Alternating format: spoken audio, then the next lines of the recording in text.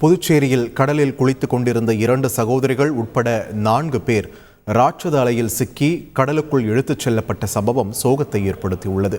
Puducherry TR நகரைச் சேர்ந்த ஸ்ரீனிவாசன் மீனாட்சி தம்பதியின் மகள்களான 12ஆம் வகுப்பு மாணவி மோகனாவும் 10ஆம் வகுப்பு மாணவி லேகாவும் பழைய துறைமுகம் அருகே கடலில் குளித்துக் கொண்டிருந்தனர்.